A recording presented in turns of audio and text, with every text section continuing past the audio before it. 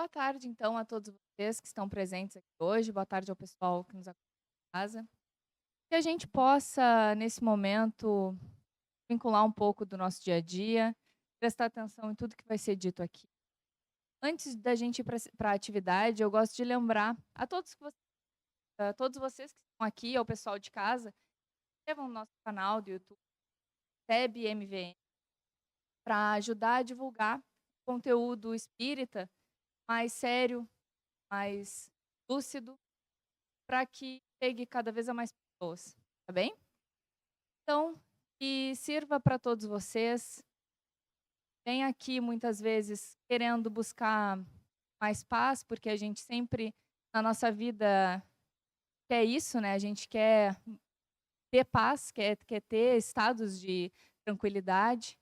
Só que a gente tem que desenvolver primeiro a aceitação, a resiliência com as coisas que acontecem, porque na verdade esses estados de serenidade, eles vêm a partir de uma compreensão das necessidades das coisas que a gente passa na nossa vida. Então prestem atenção em tudo que vai ser dito aqui, para que sirva para vocês, compreendendo um pouco mais tudo que se passa, que vocês façam correlações com as experiências de vocês e consigam absorver e levar para a vida de vocês, tá bem? Tenhamos uma boa atividade.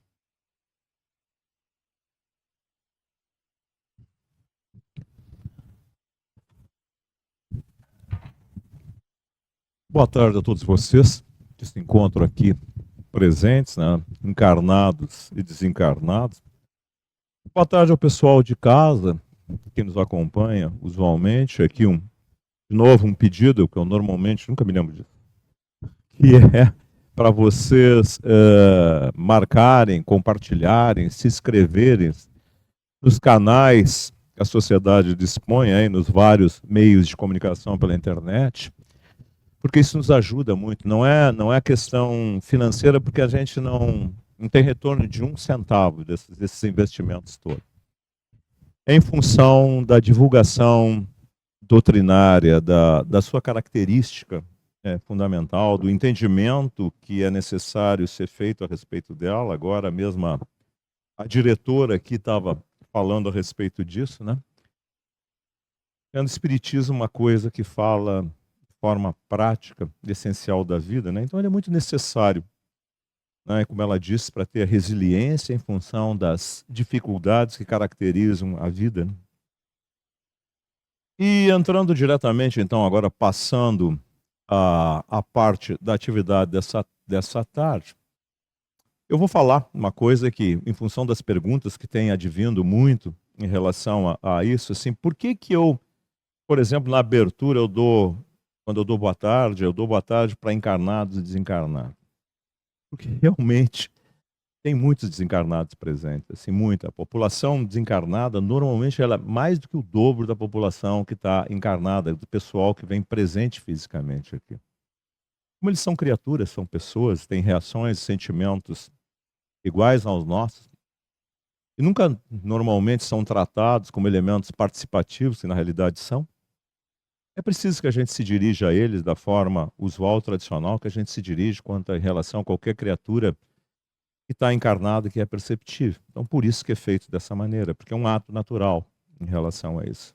Isso desmistifica, de uma forma geral, até as próprias ideias que alguns desencarnados, que são pessoas, ainda têm a respeito das coisas. Esse é o primeiro aspecto. E o segundo aspecto é por que eu sempre faço uma correlação entre os capítulos anteriores e posteriores. Por que eu sempre uno 3 capítulos? Se nós olharmos a introdução do Livro dos Espíritos, formos lá dar uma estudadinha lá, né? Não é simplesmente ler, mas é pensar, estudar, é ler e pensar no que está contido dentro do assunto. Nós vamos ver que a organização, a estrutura do Evangelho segundo o Espiritismo foi modulada dessa maneira, porque toda a obra espírita é feita dessa maneira. A obra espírita fundamental, vamos dizer assim, as primordiais. As 5 obras iniciais estabelecidas pelo Allan Kardec, e a principal dela, que é o Livro dos Espíritos, que é o primeiro a ser feito, ele foi estruturado dessa maneira, ele foi feito de uma maneira sequencial, lógica. A proposição dos assuntos e o encadeamento que está contido em cada subtítulo ali dentro, que pega uma gama de determinada quantidade de perguntas e respostas, ele é desenvolvido de forma sequencial em função dos conteúdos ali contidos. Ou seja, o Allan Kardec perguntava sobre um assunto da maneira em que era pensado, entendido à sua época. Os espíritos respondiam, e normalmente de uma forma muito mais ampla e muito mais diversa do que o conteúdo restrito da própria pergunta. E, em função disso, o Allan Kardec pensava, né, e elaborava a pergunta subsequente em cima da estrutura dessa resposta, dessa maneira, e fazendo uma estrutura de desenvolvimento de amplitude da natureza do conteúdo ali contido. Então, todo o livro dos Espíritos é feito dessa maneira. E a sequência dos subtítulos é feita em função do desenvolvimento das ideias que vão se propondo e se encadeando. O livro dos Espíritos ele é dividido em 4 partes. Não é à toa que existem mais 4 obras além do livro dos Espíritos. Cada uma delas versa sobre uma dessas 4 partes do livro dos Espíritos. Então nós temos lá a primeira parte do livro dos Espíritos, que na realidade é analisada mais detalhadamente pela Gênesis. Depois nós temos uma segunda parte do livro dos Espíritos, que fala dos Espíritos, que tem uma análise muito mais detalhada no livro dos Médiuns.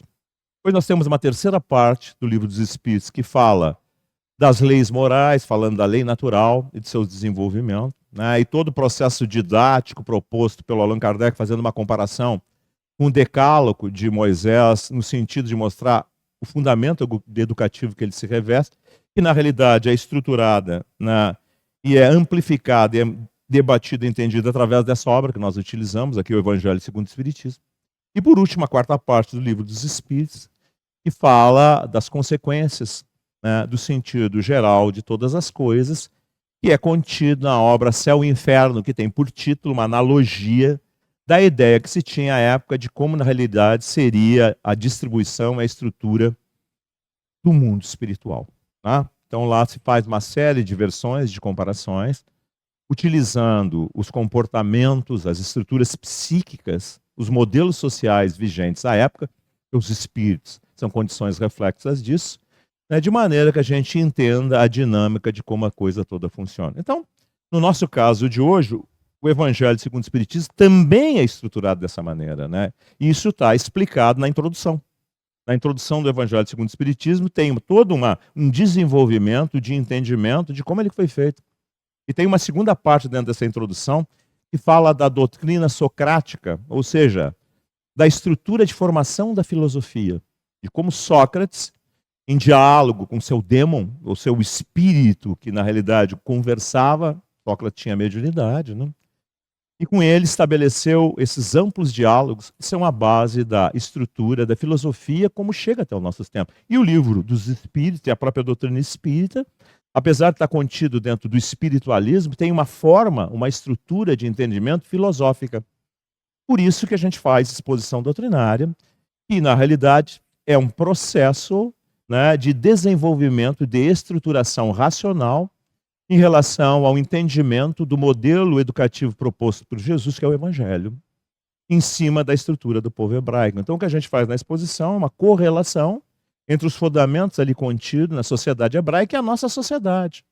Né? Porque, na realidade, a gente faz a transliteração, vamos dizer assim, do sentido ali contido para os nossos costumes e as nossas características, e, na realidade, ainda permanecem dentro dos mesmos princípios. Bom, falado tudo isso, né? Vamos ao subtítulo, ou capítulo de hoje, que é o capítulo 18, muitos chamados e poucos escolhidos, mas vamos lembrar o que foi tratado na semana passada, por causa dessa sequência. Semana passada foi estabelecido, foi falado qual é o objetivo da evolução. Que a vida é o grande meio. Vida, quando eu falo vida, eu estou falando de vida encarnada e vida desencarnada, porque elas se completam. Na realidade, são sequências de um processo. Tanto que está escrito, é o lema espírita, está escrito lá sobre o túmulo do seu Allan Kardec, né? Nascer, morrer, renascer ainda, progredir sempre. Tal é a lei.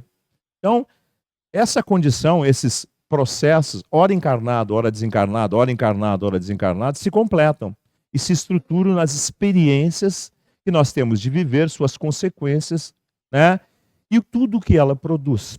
Então, O objetivo disso tudo é fazer o indivíduo crescer, já que ele é criado de uma forma simples e ignorante, conforme a definição do Livro dos Espíritos, e vai se auto-elaborando dentro de um processo contínuo, inicialmente numa faixa fora da capacidade racional, consequentemente, sem livre-arbítrio, sendo suprido as suas necessidades de fora para dentro, através desses mecanismos da vida, que no nosso modelo aqui é estudado dentro do Livro dos Espíritos, num capítulo que fala sobre os 3 reinos, né?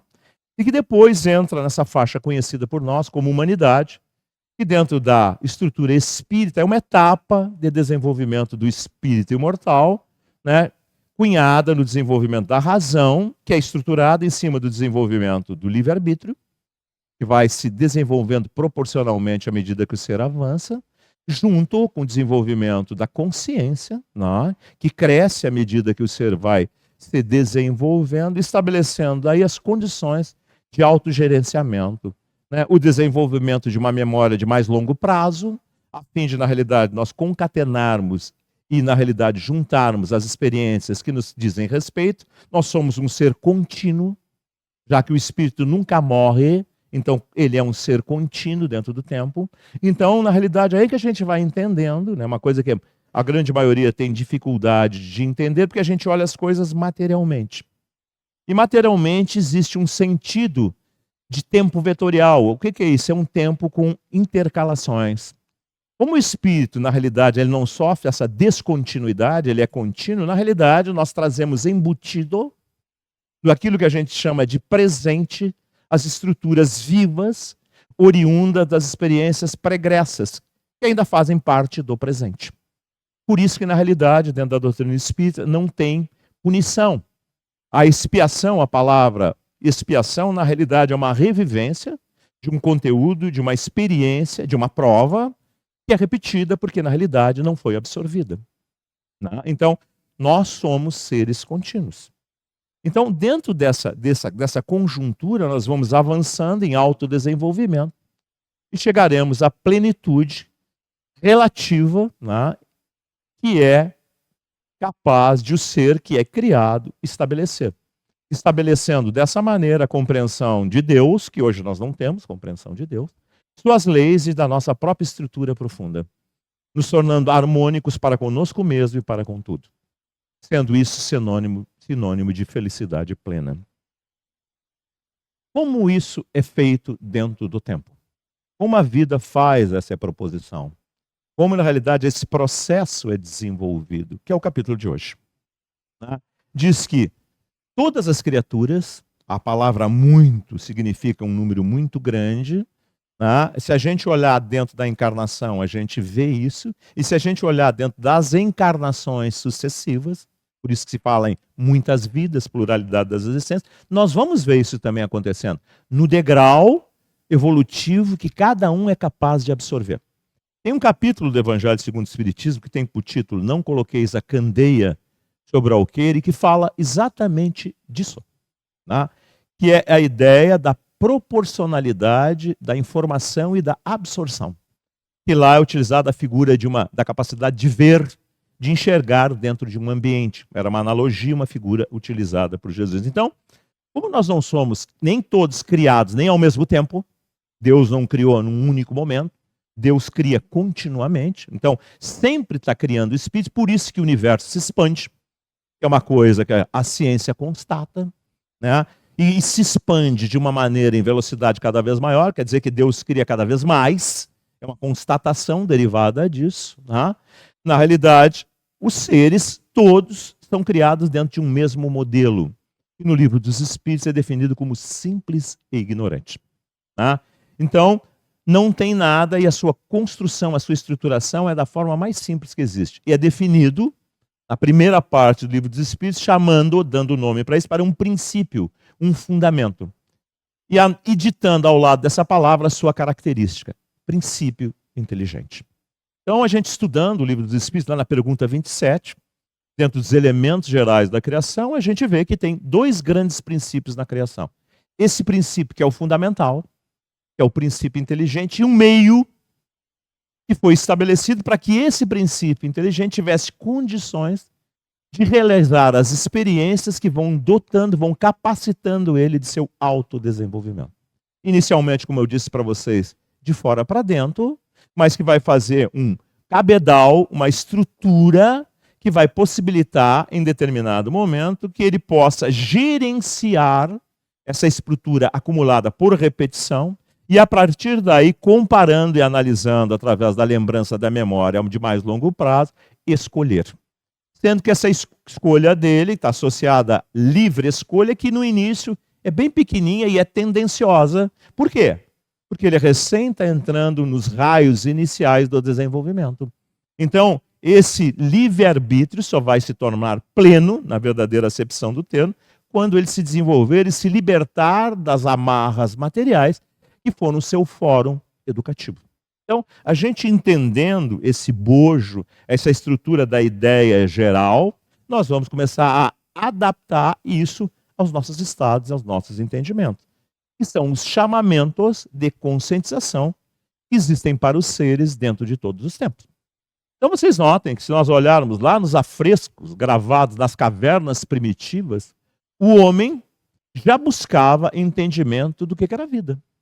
Lá está gravado as alegorias, as figuras de constatação, de observação da natureza no qual ele se relacionava, mas também há indicativos de busca de um entendimento daquilo que ele não dominava e não compreendia, que depois se torna a ideia que as civilizações primitivas desenvolveram, que se chama politeísmo, deuses. Então a ideia do desenvolvimento daquilo que a gente não dominava, e eram múltiplos, nos levavam à análise, o desenvolvimento inicial, fantasioso ainda, mas um encaminhamento, no sentido de entender que nem tudo era aqui e agora, e que criou toda essa estrutura que chega até os nossos tempos, ainda derivativa das ideias distorcidas, da crença de demônios, de coisas desta ordem que derrubariam a lei natural, e que dentro da doutrina espírita a gente vê que no fundo não existe. Na realidade, é o desenvolvimento comparativo das dificuldades que a gente coloca nessas figuras. Né? O cinema moderno, nesses filmes de ficção científica, de terror, explora isso. Por isso que a gente sofre choques quando a gente vai ver esse tipo de coisa, porque essas coisas são presentes. Os medos relativos a essas situações ainda são derivados desse sobrenatural, né, ainda incompreendido, e que é a finalidade da doutrina e do evangelho desmanchar e tornar natural. Por isso que a figura do chamamento. Né? Na medida em que a gente vai se enganjando, entendendo essas coisas todas, nós vamos derrubando aquilo que para nós estaria além da natureza e passa para a parte da natureza não dominada ainda, que passa a ser dominada naquele instante. Então a proposta espírita, que foi um evento natural, de manifestação universal dos espíritos, através de fenômenos físicos, para chamar a atenção inicialmente, nos leva ao desenvolvimento das ideias contidas dentro do livro dos Espíritos, que é uma proposta de entendimento da dinâmica do processo evolutivo, na fase encarnada e na fase desencarnada. Então, esse chamamento, ele teve etapas, como eu disse para vocês. Começa lá na organização posterior a esse politeísmo, a uma ideia avançada em relação a esse modelo, que era uma única causa, uma única razão, um único sentido. Derrubando o caótico, o aparecimento aparentemente contraditório, que seria a ideia de deuses guerreando para dominar a estrutura, o que geraria o caos intermitente. Analisando a natureza, o que a gente vê sempre é harmonia, equilíbrio. A ciência constata isso. E nós, se pararmos para pensar, vamos dar conta disso. Então, quem é que desajusta essa harmonia, ou tenta desajustar, e ela reage buscando a harmonia de novo? É a criatura na faixa humana. O animal, o vegetal, funciona dentro de leis automáticas. E, na realidade, mantém uma estrutura de equilíbrio. O homem, nesse processo de descoberta, de desenvolvimento, de fantasia, de primarismo ainda emocional, intelectual, na realidade mexe nessas coisas todas, muitas vezes de forma indevida, como mexe também dentro de si mesmo, produzindo, como consequência natural, desajustes que vão reagir sobre ele e vão educá-lo, no sentido de entender as consequências naturais de tudo que ele produz. Dessa maneira, a vida é um processo educativo. Então, o chamamento é feito dessa maneira, através de um processo educativo. Como nós somos ainda muito iniciais dentro do desenvolvimento evolutivo, nós erramos repetidamente. E às vezes erramos por teimosia, por insistência. Não que nos falte capacidade de análise e de conclusão. O exemplo notório disso é a própria estrutura do movimento espírita. A gente vem e estuda a doutrina espírita, que não é mística, na realidade é plenamente racional. Em função disso, por nós somos criaturas com capacidade de pensar e que nos auto-intitulamos racionais, mas estamos numa fase ainda passional, ou seja, a paixão, que é alguma coisa ainda que nós não dominamos, nos domina. Então a racionalidade fica normalmente em segundo plano, mas a passionalidade é que vai encaminhar para a racionalidade por as suas consequências. E em função disso é que nós vamos amadurecendo, desenvolvendo pelas consequências vividas sobre nós mesmos. Isso se faz em duas etapas. Na etapa do pós-morte, onde as consequências são mais ativas e que, na realidade, estruturam o ser para o próximo retorno. Então isso explica as mazelas, as consequências de todos os tempos e os progressos que estão embutidos nos seres que renascem. Por isso que as crianças vão sendo diferenciadas ao longo do tempo, que são os espíritos que estão retornando. Então, na medida que a gente vai entendendo isso, a gente vai se dando conta da dinâmica do processo.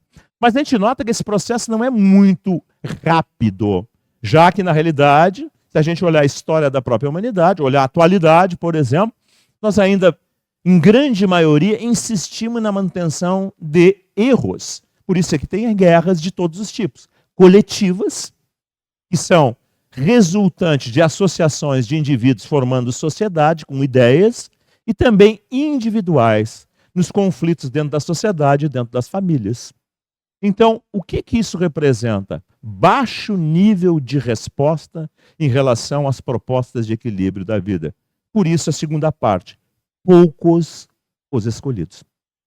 Então, quem são os escolhidos, diferente das ideias religiosas tradicionais? São aqueles que são pinçados no meio da coisa e são, na realidade, recebem vantagens indevidas? Não, escolhidos na figura tradicional do Evangelho são os eleitos. São aqueles que se autoelegem respondendo, se enganjando no processo de evolução, sendo agente deles, desenvolvendo isso em cima de si mesmo, e, consequentemente, crescendo, estabelecendo aquilo que nós chamamos de sabedoria, e levando isso sob a forma de exemplo de vivência para os demais, demonstrando de forma prática a viabilidade, né, e a vantagem de se ser de tal maneira. Então, se nós pararmos para pensar e olharmos e desmistificarmos em função dessas heranças atávicas distorcidas, e nós olharmos, por exemplo, os ícones que representam esses conceitos, o maior dele é Jesus. Está contido dentro do Livro dos Espíritos, dizendo que ele é modelo e guia. Então, o que é modelo? E o que é guia? Né? Guia é algo a ser seguido. Modelo é algo a ser copiado.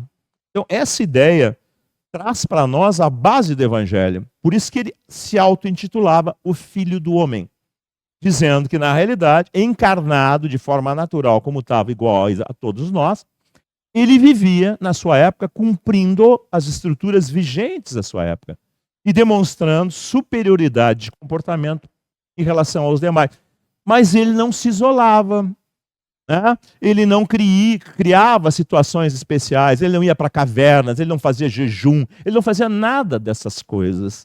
Na realidade, ele se integrava à massa popular.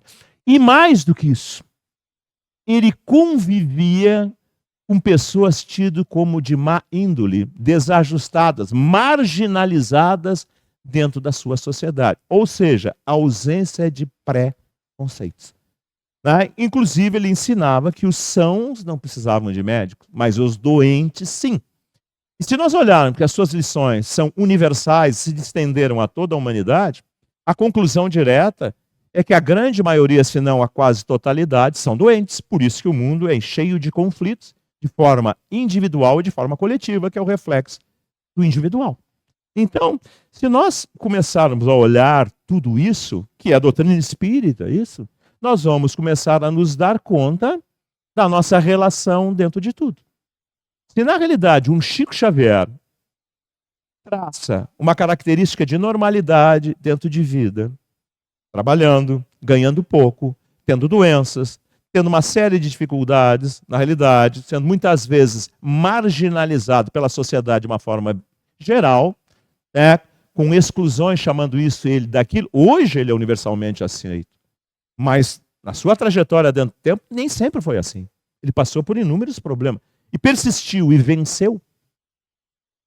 Sendo uma criatura normal, com todos os problemas que nós temos, por que nós não deveríamos ser assim, se afinal de contas, além dele nos mostrar tudo que nos mostrou, de forma prática, nos demonstrou de forma irrefutável que ele era feliz. Quem é que não quer ser feliz? Só que a gente quer estabelecer um modelo humano tradicional que não comporta essa possibilidade. Jesus fala que não é possível servir a dois senhores. Ou se agrada a um e desagrada o outro. Não é possível servir a Deus e a Mamon. Ali a figura de Deus, que significa a espiritualização do ser. O que é isso? O desenvolvimento integral interno. Que leva o ser a ser harmônico. Independente das dificuldades que ele vive. Ou o Mamon, que é a figura do consumismo, da felicidade efêmera material, que era uma divindade pagã, onde hoje é a Síria, para vocês terem uma idade, que representava tudo isso. Então notem que nem é incompatível duas coisas. Por quê? Porque se eu me aprisiono nessas coisas, eu fico prisioneiro dela.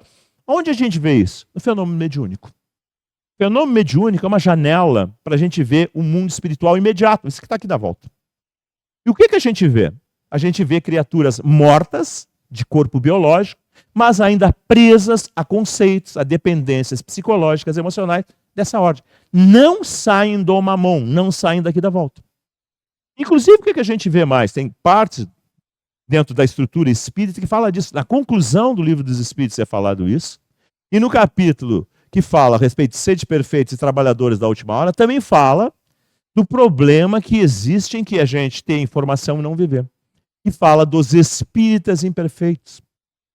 Que na realidade é uma constatação feita pelo Allan Kardec, e dentro do Evangelho segundo o Espiritismo fala dos bons espíritas. Se existem bons é porque existem imperfeitos. Falando que não basta a gente traçar relação com a informação, frequentar uma instituição espírita sem ser o conteúdo ali contido. Porque na realidade, como é definido na estrutura e na introdução, no primeiro item da introdução do Livro dos Espíritos, quem é espírita tem por vigência e por característica os preceitos contidos dentro do Livro dos Espíritos. O que a gente tenta fazer? A gente tenta fazer adaptações. Por isso não se pode servir a Deus e a Mamon. Em função de quê? De não fazer transformações completas. Em função disso, nós somos infelizes. Então, quem vive isso, de novo, ressaltar o Chico Xavier, é feliz? É. Ele era espírita na acepção do termo? Era. Totalmente, sem dúvida nenhuma. Então, comparem, se autocomparem com ele. Tirem a relação mediúnica lá, de psicografar livros, de dar comunicações, do Bezerra de Menezes. Pensem no ser humano, comportamento do ser humano. Chico Xavier. A sua relação social, a sua relação dentro de vida. Pensem nisso. Comparem. Todos vocês que se auto-intitulam espíritas. Vejam como vocês são, como ele era. Estou trazendo para vocês em patamar, não estou trazendo nem o modelo e guia, hein? Seria a referência do Livro dos Espíritos. A referência do Livro dos Espíritos seria Jesus. Eu não estou trazendo Jesus. Eu estou trazendo o Chico Xavier, porque é conhecido. E é idolatrado dentro do meio. Pense nisso. Pense realmente, se nós viemos da nossa jornada de trabalho, tomamos nosso cafezinho, pegamos o pouco que ele ganhava, botava no bolso lá, ia lá para baixo da ponte, que era o lugar na sua sociedade onde ficavam aqueles que eram mais marginalizados, sentava, conversava, consolava, tirava um pouquinho que ele tinha e distribuía. Será que ele não tinha ansiedade, dúvidas em relação ao futuro? E se eu ficar doente, de onde eu vou tirar dinheiro para fazer? Tinha plano de saúde? A gente tem que pensar nessas coisas todas. Ele dependia do sistema de saúde público? Dependia. Abriu-se caminho para eles, claro que se abriu o caminho, como se abre caminho para o Divaldo. Por quê? Porque quem faz o bem, colhe o bem. É referência. Quem não vai querer ajudar uma criatura assim? Então notem que o medo derivado dessas incertezas é porque nós vivemos, né, no nosso mundinho fechado, com as nossas incertezas, com as nossas dificuldades. E a gente, apesar de amontoar uma série de coisas, não pode prever o que o futuro reserva. Muitas vezes a gente acumula uma quantidade de bens que serão insuficientes, né, para resolver questões de determinada ordem. Então, se a gente tem um câncer, a gente pode ter bilhões. Será que esses bilhões vão nos curar? Ou será que alguém que nada tem, segundo Jesus, os últimos, da sociedade humana, não consegue naturalmente essas decorrências em função dos valores que são os primeiros no mundo espiritual? Pensem nisso. Pensem, por exemplo, se o Zé Arigó conseguiu curar todo mundo, se essas sociedades que têm interferência espiritual, que as pessoas escrevem muito para cá, ligam muito para cá, querendo saber se nós fizemos atividade desse tipo de curas, nós demos para elas, não. Porque na realidade nós estamos numa etapa proposta dentro da doutrina espírita de autocura, através da transformação, da mudança, que na realidade é o grande patamar da humanidade, né? Atingir novos valores. O grego, há 4.000 anos atrás, já sabia disso, dizia que se tivesse uma mente sã, teria um corpo são. Então notem, são prerrogativas da filosofia essas ideias. E que a medicina de hoje já sabe disso. Sabe que na realidade, né, essa somatização produzida pelo espírito, ou pela mente, ou pelo psiquismo sobre o corpo, pode ser curada pela alteração da sua causa estrutural, ou pode ser atenuada, ou pode ser minorada. Segundo Jesus, os famosos 30, 60 e 100 da colheita que os indivíduos têm dentro da trajetória do tempo e da vida. Então nós deveríamos, fundamentalmente, pensar em tudo isso para poder desembocar no capítulo da semana que vem, que tem por título essa estrutura de desenvolvimento, de serenidade, de compreensão interna, que dentro da doutrina espírita se chama fé. Esse bojo de informações que a gente tem dentro do livro dos Espíritos, mas que testa a relação prática, dentro da relação com esse mundo espiritual, da mesma maneira que o seu Allan Kardec fez, igualzinho, sem diferença nenhuma, avaliando o quanto nós compreendemos, o quanto nós temos nessa relação informal com os espíritos, tocando corações em conflito, oferecendo respostas, caminhos, exemplos, ou não, ou oferecendo ainda as nossas prisões, os nossos conflitos, as nossas dificuldades. E desse balanceamento dessa experiência, verte a luz da compreensão intrínseca e profunda que transcende a letra, como dizia Jesus, e esbarra na figura do Espírito, porque a letra mata e o Espírito é que dá vida ao conteúdo, transformando o ser num caminho, numa estrutura representativa da obra divina. Então, esse desenvolvimento desse estado interno que Jesus era o expoente máximo, dizendo que ele e o Pai eram um só, isso foi confundido, isso foi interpretado como uma unidade, diferentes individualidades, ele estava falando da analogia de objetivos, de compreensão da estrutura da obra. Na realidade, quando a gente faz isso, as dificuldades que antes nos pareciam intransponíveis, gigantescas, a gente as vence. E a gente passa por elas, porque na realidade a visão e a relação que a gente tinha, que era imensurável, grandiosa, se torna desse tamanhozinho, na analogia feita por Jesus ao grão de mostarda. Uma bolinha pequenininha, quase insignificante, que ele falava que se tivéssemos desenvolvimento estrutural interno, fé, nesse nível, seríamos capazes de desmanchar todas as dificuldades. Então a afirmativa dele é corroborada por aqueles que foram, na realidade, chamados no capítulo de hoje de escolhidos, que comprovam exatamente a veracidade dessas informações, nos dando esperança, exemplo para que nós possamos ingressar definitivamente nessa direção e nos tornarmos expoentes de nós mesmos, a fim de, com isso, podermos guiar, orientar e auxiliar os demais. Ninguém pode dar o que não tem. É imprescindível se ter valores a fim de oferecê-lo. A mediunidade, na realidade, também funciona dentro desse princípio. Por isso que a gente conhece só um Chico Xavier, só um Divaldo Pereira Franco, que a gente conhece milhares de mediunidades. Todas elas produzem na mesma condição, na mesma associação natural de valores mais nobres? Não! E por que não? Porque depende do espírito do médium, das qualidades morais do espírito do médium. Então, Jesus enunciava isso dizendo: faça brilhar a vossa luz. Não ande atrás da luz dos outros. Não se escore. Não se sustente em função da luz dos demais. Mas desenvolva a sua. Porque você tem essa oportunidade, essa chance. Torne-se um escolhido. Torne-se, nessa realidade, aquele que representa o objetivo, o sentido da vida e de todos os seres. Então, pensemos nisso.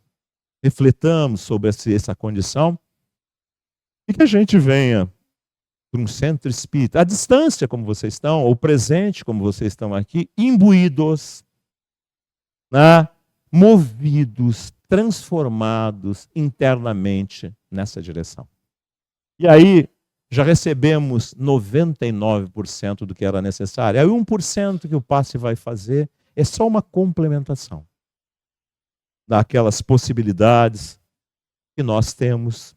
E que notem, né, que na realidade, quem é assim não tem necessidade contínua de estar recebendo coisas.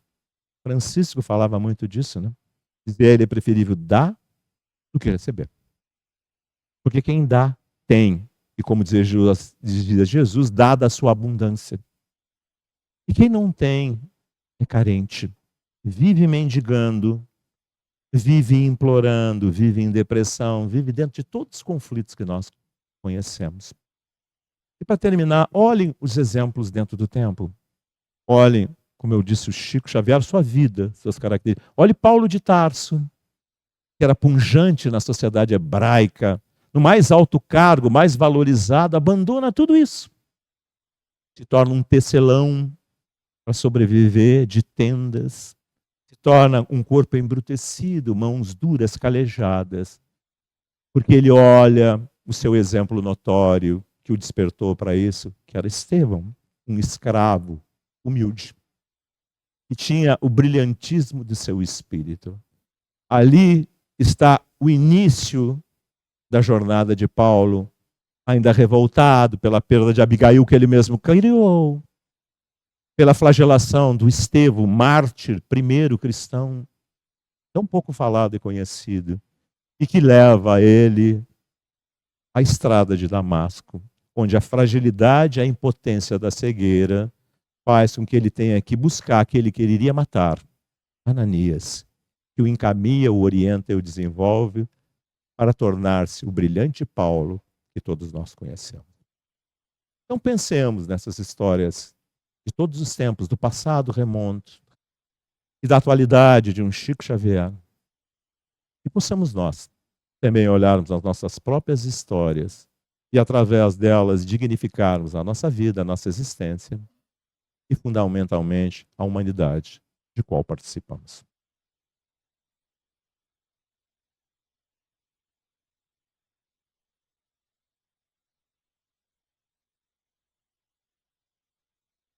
Então, chegamos ao fim desejando a todos vocês uma boa semana e que permaneçam refletindo no dia a dia de vocês sobre tudo que foi dito. Possam começar a desenvolver não só a reflexão, a partir da reflexão, uma nova linha de pensamento, mais ânimo, certo?